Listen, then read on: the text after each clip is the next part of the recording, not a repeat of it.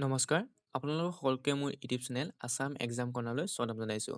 আজি Indira Gandhi national open ইউনিভাৰ্চিটিৰ যি বি.এড এডমিশ্যন আছিলে, অৰ্থাৎ ইগন'ৰ যি বি.এড এডমিশ্যন আছে, সেই বি.এড এডমিশ্যনৰ প্ৰচেছটো দেখুৱাম, লগতে ডিটেইলছখিনিও জনাম আপোনালোকক, নটিফিকেশ্যনখন জনাম কি কি আছে বুলি, বা এলিজিবিলিটি কি কি লাগিব সেইখিনি কথা আপোনাক জনাই দিম, তেতিয়া আপোনালোকে অনলাইন আবেদন কৰিব পাৰিব। ইয়াত আপোনালোকে এইটো যিটো ৱেবছাইট মই দেখুৱাইছোঁ, তাত আহিলেই আপোনালোকে ইয়াত দেখিব নটিফিকেশ্যনবোৰ বা যি ডিটেইলছ আছে দেখিবই। ইয়াতে আপোনালোকে এডমিশ্যন এনাউন্সমেণ্ট কৰা নটিফিকেশ্যনো পাই যাব। ইয়াত আপোনালোকক কি কি লাগিব কৈছে, যদি আপোনালোকে চাই ইয়াত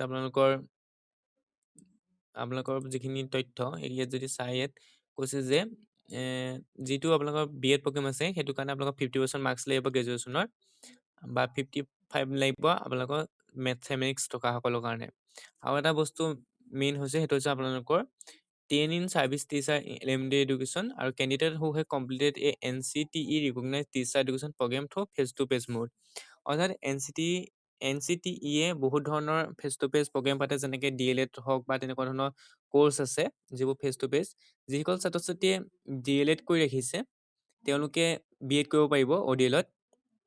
অৰ্থাৎ আপোনালোকে যেতিয়া DLED কৰি ৰাখিছে, কোনোবা স্কুল বা কলেজৰ পৰা 2 বছৰীয়া DLEDটো যদি কৰি ৰাখিছে, সেয়া আপোনালোকৰ ODL মোডতে হওক বা ৰেগুলাৰ মোডতে হওক, যদি DLED কৰি ৰাখিছে তেতিয়া আপোনালোকে B.Edটো আপোনালোকে ডাইৰেক্ট কলেজত নকৰিলেও বা ডিষ্টেঞ্চত কৰিব পাৰিব। সেইটো কাৰণে আপোনালোকৰ সুবিধা এটা দিয়া হৈছে। গতিকে ইয়াত ৰিজাৰ্ভেশ্যনো দিয়া হৈছে, গতিকে এইটো পইণ্ট বেছি ইম্পৰ্টেণ্ট আপোনালোকৰ। লগতে আপোনালোকে গ্ৰেজুৱেশ্যন কৰা হ'ব লাগিব, DLED কৰা থাকিলেও গ্ৰেজুৱেশ্যন কৰা হ'বই লাগিব। গতিকে এইটো কথা মনত ৰাখিব, DLED কৰি ৰাখিছে যদিও গ্ৰেজুৱেশ্যন কৰা হ'ব লাগিব। গতিকে প্ৰথমটো লাগিব গ্ৰেজুৱেশ্যন, দ্বিতীয়টো লাগিব আপোনালোকৰ DLED হওক বা NCTE recognise teacher education programme যিকোনো হ'লেই হ'ব, ফেচ টু ফেচ মোডত কৰা খালি। গতিকে আপোনালোকৰ ইয়াত ৰিজাৰ্ভেশ্যন থাকিব 5% আৰু আপোনালোকৰ ৰিলেক্সেশ্যনো থাকিব, ৰিজাৰ্ভেশ্যন থাকিব, লগতে ৰিলেক্সেশ্যন থাকিব 5 মাৰ্কছ। যিসকলৰ SC ST বা OBC নন ক্ৰিমি লেয়াৰৰ পৰা বিলং কৰে তেওঁলোকে 5% ৰিলেক্সেশ্যন পাব, অৰ্থাৎ মাৰ্কছ আপোনালোকৰ 45 হ'লে হৈ যাব।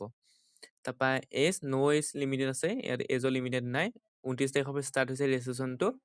তাৰপিছত আহিলে আপোনালোকৰ ৰেজিষ্ট্ৰেশ্যন ফিজটো, আপোনালোকৰ এক্সামিনেশ্যন ফিজটো সেইটো হৈছে 1000। আপোনালোকৰ লাষ্ট ডেট হৈছে আপোনালোকৰ 27 ফেব্ৰুৱাৰী। 27 ফেব্ৰুৱাৰীলৈকে আপোনালোকে অনলাইন আবেদন কৰিব পাৰিব। গতিকে এইখিনি আপোনালোকৰ নটিফিকেশ্যনখন মই জনাই দিলোঁ।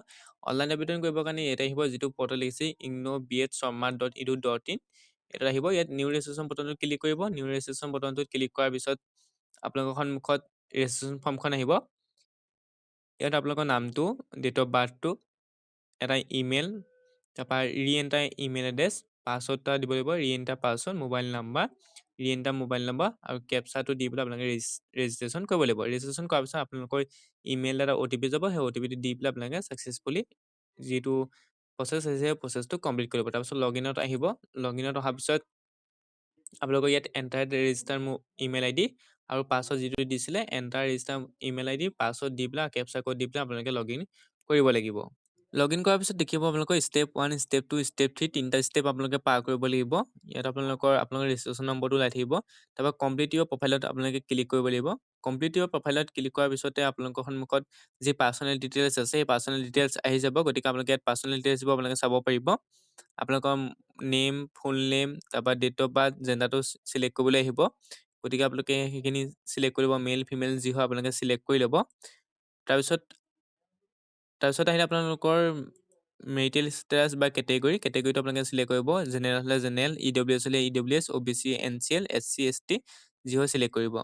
মেৰিটেল ষ্টেটাছটো দিব। তাৰপিছত আহিলে আৰু চিটিজেন অফ ইণ্ডিয়া এইটো দিব। ৰিলিজনটো আপোনালোকে এবাৰ চিলেক্ট কৰিব, নিজৰ ৰিলিজন। ID প্ৰুফ আপুনি কি দিব, ভোটাৰ ID কাৰ্ড, পাছপৰ্ট, আধাৰ কাৰ্ড। আধাৰ কাৰ্ড দিলে আধাৰ কাৰ্ডৰ নাম্বাৰটো দিব লাগিব।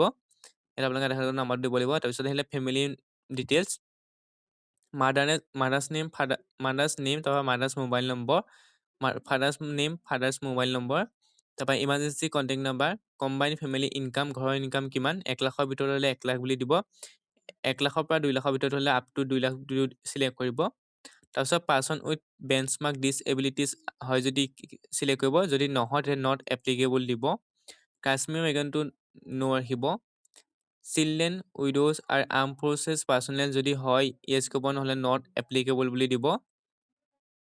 কৰেছপণ্ডেঞ্চ এড্ৰেছ দিব। ইয়াত আপোনালোকৰ কৰেছপণ্ডেঞ্চ এড্ৰেছটো দিব। তাৰপিছত যদি কৰেছপণ্ডেঞ্চ এড্ৰেছ আৰু পাৰ্মানেণ্ট এড্ৰেছ ছেম হয় তেতিয়াহ'লে আপোনালোকে ইয়াত ক্লিক কৰিলে দুইটা আপোনালোকৰ ছেম হৈ যাব। গতিকে আপোনালোকে ইয়াত ইণ্ডিয়া চিলেক্ট কৰিব, ষ্টেটটো নিজৰ ষ্টেট চিলেক্ট কৰিব, নিজৰ ডিষ্ট্ৰিক্টটো চিলেক্ট কৰিব। ইয়াৰ পৰা ইয়াত নিজৰ ডিষ্ট্ৰিক্টটো চিলেক্ট কৰিব। চিটিটো দিব, চিটি যি হয় আপোনালোকে উল্লেখ কৰিব। তাৰপিছত পিনক'ডটো দিব, পিনক'ডটো দিলে আপোনালোকৰ হৈ যাব। তাৰপিছত যদি ছেম হয় তেতিয়া ছেম হ'লে আপোনালোকৰ তলত এইখিনি ফিল আপ হৈ যাব। গতিকে তেনেকৈ প্ৰথম আপোনালোকে পাৰ্চনেল ডিটেইলছখিনি ভৰাই ল'ব লাগিব। পাৰ্চনেল ডিটেইলছ দিয়াৰ পিছত আহিলে আপোনালোকৰ belong to urban rural area, urban হ'লে আৰবান, ৰুৰেল হ'লে ৰুৰেল দিব। তাৰপিছত আহিলে আপোনালোকৰ আৰ ইউ ছাৰ্ভিচ, যদি হয় য়েছ ক'ব, নহ'লে ন' ক'ব। তাৰপিছত আহিলে আপোনালোকৰ লেংগুৱেজ, আপুনি লেংগুৱেজ কি জানে, ইংলিছ আপোনালোকে ৰিডিং ৰাইটিং যি কৰিব জানে আপোনালোকে ইয়াত ক্লিক কৰি দিব। তাৰপৰা হিন্দী তেনেকৈ দি দিব যি জানে। তাৰপিছত আহিলে আদাৰ লেংগুৱেজ, আছামিজ জানিলে আছামিজটো লিখি দিব, আছামিজটো জানে বুলি তেনেকৈ দি দিব। আৰু বেলেগ লেংগুৱেজ জানিলে আপোনালোকে দি দিব। তাৰপিছত ছেভ এণ্ড নেক্সট বটনত ক্লিক কৰিব। ছেভ এণ্ড নেক্সট বটনত ক্লিক কৰাৰ পিছত সুধিব আকৌ এবাৰ এইখিনি শুদ্ধ হৈছে না, যদি শুদ্ধ হৈছে প্ৰচিড টু নেক্সট বটনত আপোনালোকে ক্লিক কৰি দিব। প্ৰচিড টু নেক্সট বটনত ক্লিক কৰিবৰ কাৰণে ইয়াত আহিব ফটো চাইজ 10ৰ পৰা 500 কপিৰ ভিতৰত দিব লাগিব আপোনালোকে। গতিকে আপোনালোকৰ যি ফটো আছে সেই ফটো চাইজটো আপোনালোকে 10ৰ পৰা 500 কেবিৰ ভিতৰত ৰাখিব লাগিব। ছিগনেচাৰো তেনেকৈ 10ৰ পৰা 500 কেবিৰ ভিতৰত ৰাখিব লাগিব। আইডি প্ৰুফ যে দিছিলোঁ মই, আপোনালোকৰ ইয়াত PDF আপলোড হ'ব। গতিকে আধাৰ কাৰ্ড দিলে আধাৰ কাৰ্ডৰ 2টা ছাইড আপোনালোকে দি পেলাই এটা PDF বনাব। তাৰপিছত চিলেক্ট ফাইল কৰি আপোনালোকে আপলোড কৰিব। সেইখিনি কৰাৰ পিছত প্ৰচিড টু নেক্সট বটনত আপোনালোকে ক্লিক কৰিব।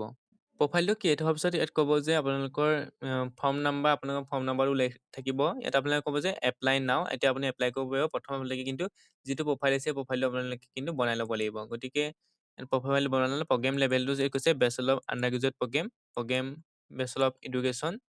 তাৰপিছত please select the residence centre, আপুনি ক'ত পঢ়িব কৈছে। ইয়াত হায়দৰাবাদ, পৰ্ট ব্লেয়াৰ, ইটানগৰ, গুৱাহাটী, পাটনা চব আছে। গতিকে আপোনালোকে ইয়াৰ পৰা চাই ল'ব। হয়তো আমাৰ অসমত অকল হয়তো গুৱাহাটী আছে চাগে। গতিকে আপোনালোকে ইয়াত চাই ল'ব। ইয়াত মই গুৱাহাটীকে চিলেক্ট কৰিছোঁ, বেলেগ চেণ্টাৰ চাগে নাই। গুৱাহাটীটো চিলেক্ট কৰিব। তাৰপিছত এইখিনি যি এলিজিবিলিটি ক্ৰাইটেৰিয়া আছে সেইখিনি দি দিছে। গতিকে আপোনালোকে চাই ল'ব এবাৰ।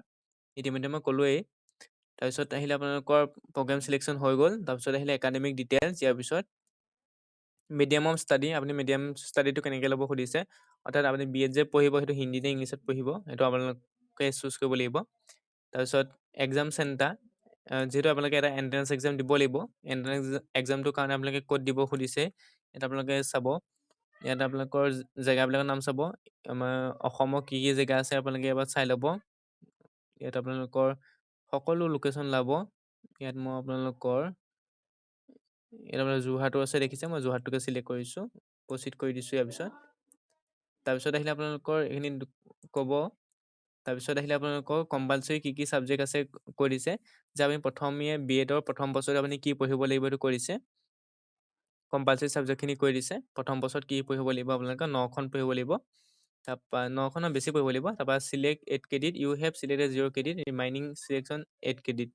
গতিকে ইয়াৰ পৰা আপোনালোকে এনি টু কোৰ্চ আৰু টু বি অপশ্যন, অৰ্থাৎ দুখন আপোনালোকে ইয়াৰ পৰা ল'ব লাগিব। যি লয় আপোনালোকে, যদি দুখন ল'ব লাগিব, গতিকে দুখনকৈ বেছি ল'ব নোৱাৰে, দুখন আপোনালোকে ল'ব লাগিব। তাৰপৰা ছাবমিট কৰিব লাগিব। ইয়াৰ যি পিছৰ প্ৰচেছটো আছিলে সেই প্ৰচেছটো মই আপোনালোকক দেখুৱাব নোৱাৰিলোঁ, কাৰণ আপোনালোকৰ ইয়াত ইৰ' আহিছে, হয়তো তেওঁলোকৰ টেকনিকেল প্ৰব্লেম চলি আছে। ইয়াত আপোনালোকৰ পিছৰ প্ৰচেছটো দেখুৱাবৰ কাৰণে যোৱা নাই, তেনেকৈ অপছ ৰং দেখুৱাইছে। গতিকে আপোনালোকে পিছৰ প্ৰচেছখিনি হয়তো বেছি প্ৰচেছ নাই, 2-3টামান আছে ষ্টেপ, সেইকেইটা আপোনালোকে নিজে কৰি ল'ব। হয়তো এতিয়া হয়তো অলপ ছাৰ্ভাৰ ডাউন চলি আছে, হয়তো তেওঁলোকে ঠিক কৰাৰ পিছত আপোনালোকে এপ্লাই কৰিব পাৰিব।